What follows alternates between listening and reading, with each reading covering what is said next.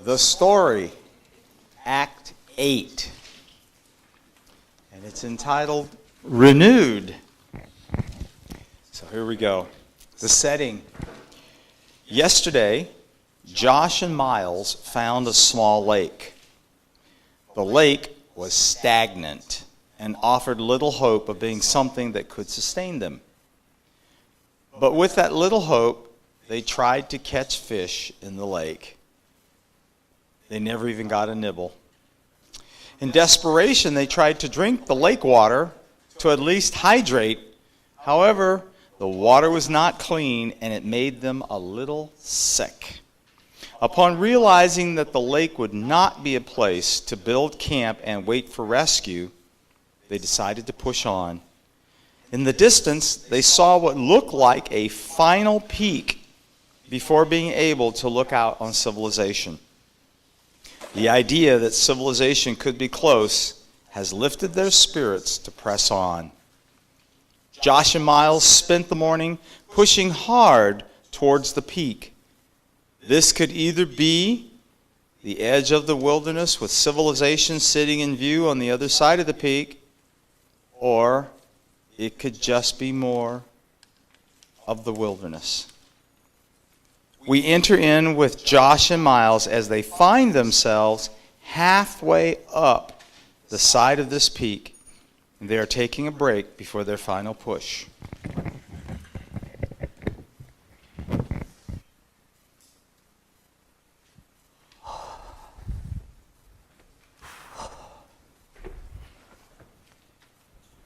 Oh, man. I gotta say. How you doing? I'm pretty much spent. How about you? I don't know how much I have left in me either.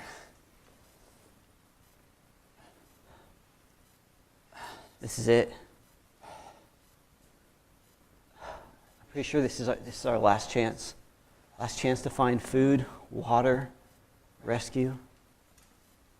I don't have much left after this. I'm really hoping that there's rescue beyond that peak. Josh, while we take this break, I need you to tell me a few more things. So much of our time has been spent out here with you sharing the story with me wrestling with that, asking questions, sharing about myself. I mean, clearly we've built a bond between each other out here, and I have learned things about you. But in this final push, I realized something. In all our time out here together, I never asked you why you came out here. Why'd you come out here, Josh?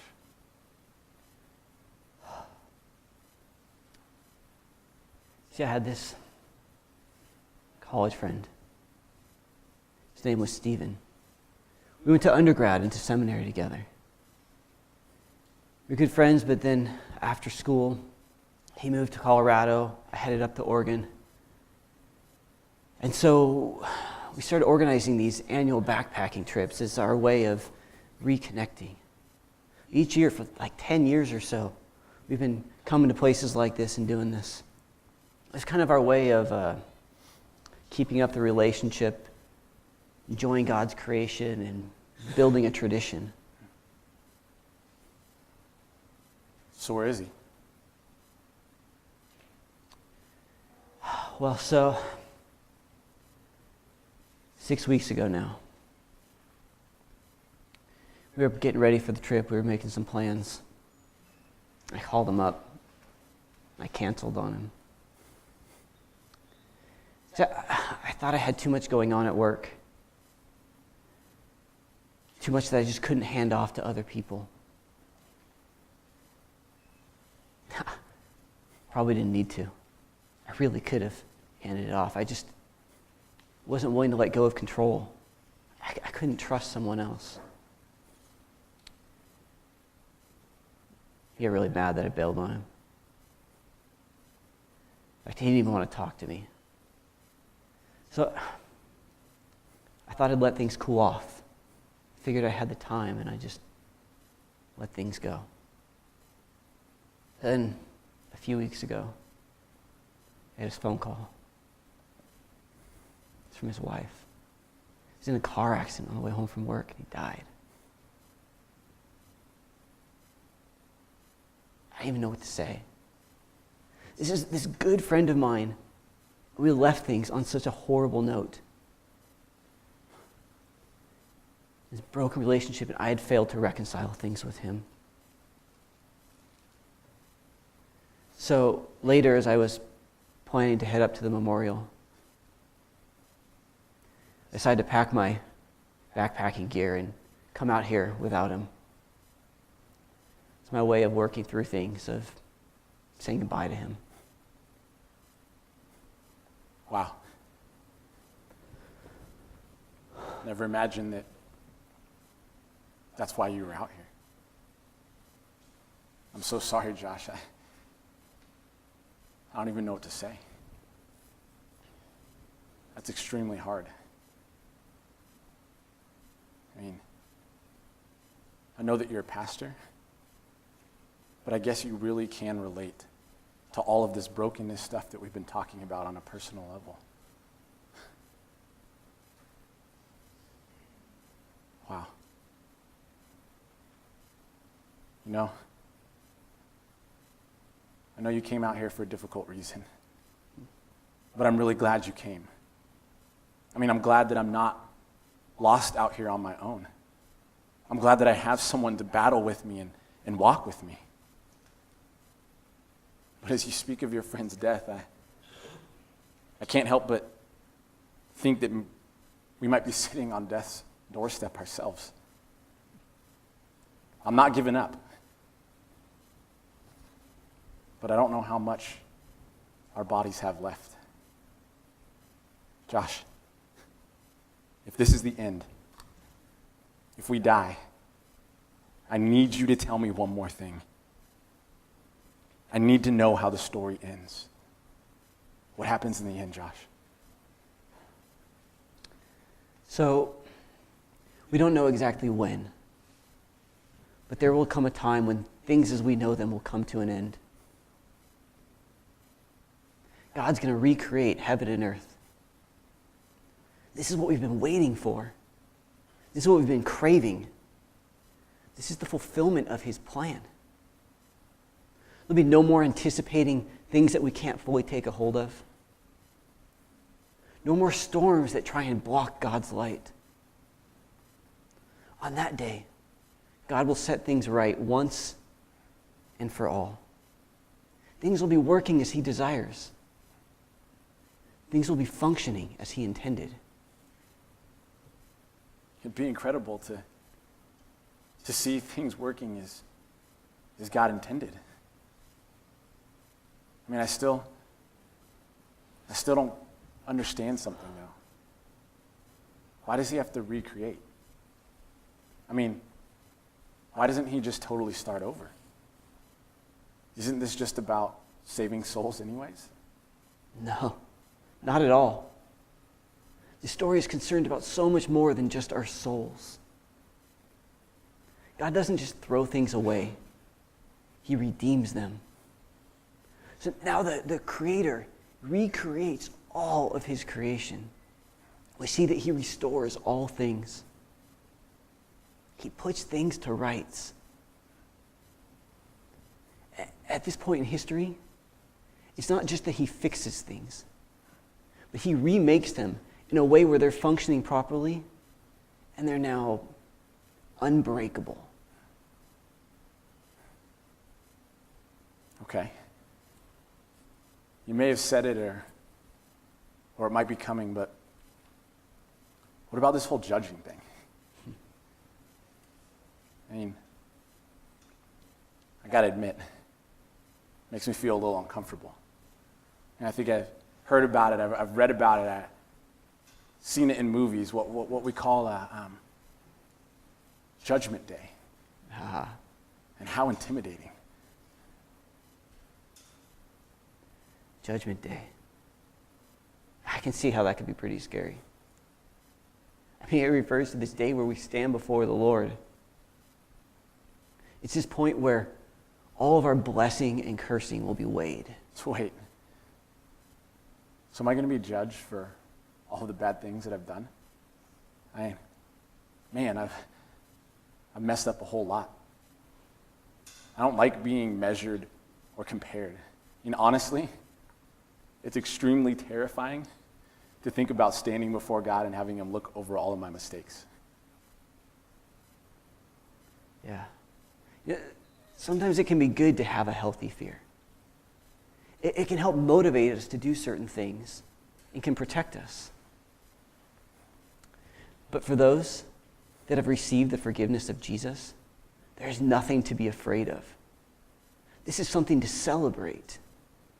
Yes, the test of our life will be reviewed, but it's not scored. Well, better put, it's only graded on one question: whether or not we believe in Jesus. For those that have believed and have received that forgiveness, Jesus stands up and he throws out the test questions. He throws out all of their mistakes. His death has covered us. So then that judgment, it becomes an occasion to celebrate what Jesus has done for us. We walk out of that room justified, cleansed, and unashamed. We walk out rejoicing. The Father's love cannot be defeated. Jesus' sacrifice cannot be nullified. God's love overcomes all of our mistakes. It overpowers our brokenness and welcomes us into the kingdom. Wow. It's a completely different way of looking at it. If you've been recreated, then you don't have to fear that. It's just another opportunity to experience just how big God's grace truly is. A chance to see God's love in action. We get to celebrate not just what Jesus did, but the impact of it together with him. Wow. So you mentioned something about entering into the kingdom. What's it like? I know that you've given me some hints along the way. But what's it like when God recreates us and welcomes us in? You remember how in the beginning we talked about how God would walk in the garden with Adam and Eve? But then how their mistakes result in this division that comes between God and man. See, now in this recreated world, there's this great reconciliation. God and man are reunited once again. And it's not just that God comes and visits once in a while. Now he makes his home among men, and they dwell together. He makes all things new. And then he does away with this hurt that results from all the brokenness. Think about it. There's no more pain. There's no more sickness. No more tears. No more death. No more chaos. Done. Gone. Wiped away. Permanently. So God's people get to live in this incredible place. The shalom, the harmony, the wholeness that was there at the beginning has now been restored. And now we get to experience the fullness of God's shalom. Oh, and get this. And there's no more darkness either, of any sort.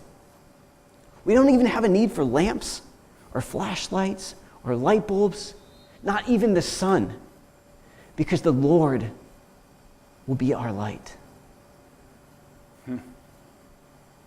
That's crazy. I just realized something. What's that? The story starts with light, and it ends with light. It starts with God creating light, and in the end, he is light himself. That's right, Miles. There's this beautiful harmony here, this symmetry.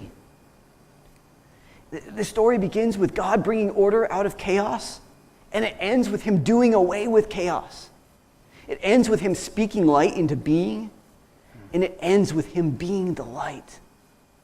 It starts with this incredible love, and it still ends with this great love in this incredibly new way.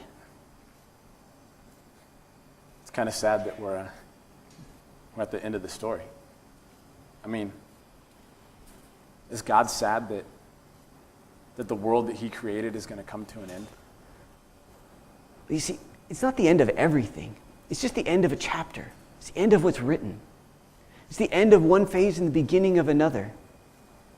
I don't think God gets sad. I think he's happy. This is what he intended. This is what he desired. This is what he hoped for from the beginning. I like to think of it with the analogy of a wedding.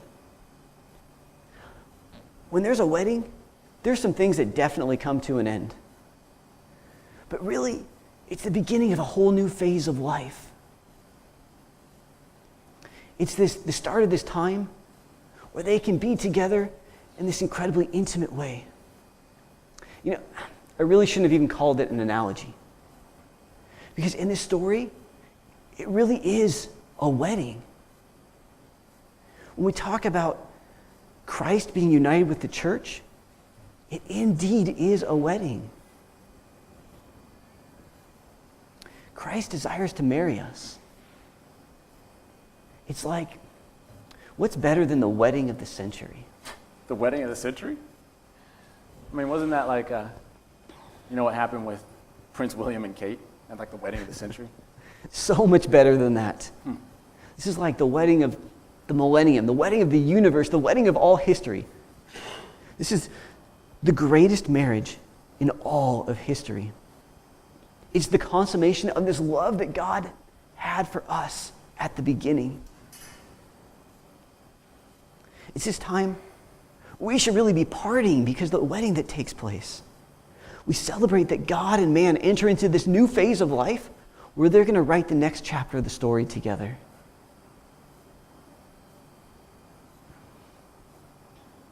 So, does it even matter what we do then?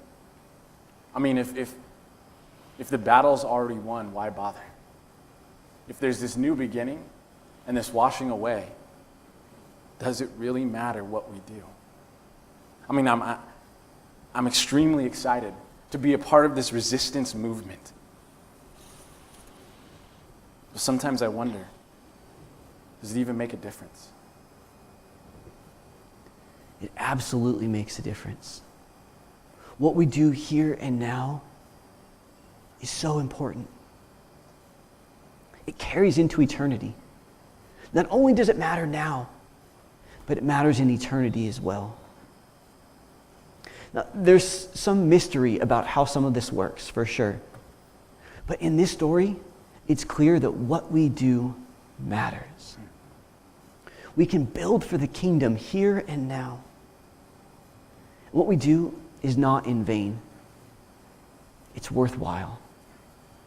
I have to say, I find that encouraging. So often I find that most of us in life only focus on the things that we can see, touch, feel, and experience in this life now. Or I come across those few that solely focus on the afterlife. I find so much encouragement in knowing that there is something beyond to have a hope in. And yet there is something here, now, to experience that's worthwhile. Yeah. See, there's not this is all there is mentality. But there's also not this escapist, it doesn't matter mentality. What we do now carries into the kingdom. We've been talking about this hope, this light that's beyond the clouds for days now. This is the moment where it all becomes reality. This is the fulfillment of all that we've talked about. It's the realization of all that we've hoped for. Now you can see why I look forward to this so much. Hope here is not just wishful thinking. It's this confident expectation. I so look forward to this. I anticipate this. I expect this. We see that the kingdom actually reaches back into the present, inviting us in and offering us this great hope. And because that hope is so concrete, because this future is so powerful, it shapes me here and now. This is what gets me through the tough times. See, we're not defined by our past. We're not defined by our present circumstances. Instead, we're defined by our future. I came out here thinking that my life was ruined, that I had no hope. Thinking about all the mistakes that I made, including the most recent one that lost me the job that I loved. Feeling like I was walking in circles with no way out, trapped. Feeling like my life was defined by my brokenness. But wow, I've learned so much. I feel so empowered now, knowing that Jesus has washed away all of my mistakes and that he has called me to do some pretty incredible things as a radical. It feels so good to have hope. How powerful it is that we are not defined by our broken past, but by our harmonious future. So true. That's life-changing. You know, I came out here with all kinds of questions. And the irony is, I found answers to questions I never even knew I had. Answers to real questions, to true questions, to the questions that my heart has always been asking. I now understand what life is about. I understand what my life is about. I feel like I have purpose now. I feel like I'm part of a story.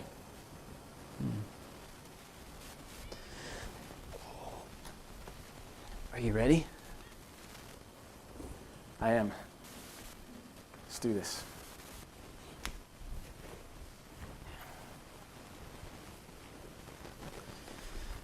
Josh, before we take this final climb, I need you to hear something. I know that you didn't get to reconcile things with your friend, but I need you to know that God has used you in these last 8 days for his kingdom. You've done this for him. You haven't missed out on the opportunity. You grabbed a hold of the moment and you shared the story with me. And it has changed my life forever. Eternally changed. Your friend will be proud. Know that you will see Stephen again in heaven. I hope that you can see that. I hope that you can find joy in all that has happened out here, even in the midst of pain. Thank you, Miles. You know, I know that. It's good to be reminded. What I love about this story is that no matter how many times we hear it, it still holds power for us. I'm with you, my friend. You've shown me true hope. I don't know what the future holds, but I can do this. Whatever God has in store for me, I look forward to it. My hope is not in what may be beyond this mountain. My hope is in the God who has a plan for me beyond this mountain. That's right, brother. Let's do this. Let's go.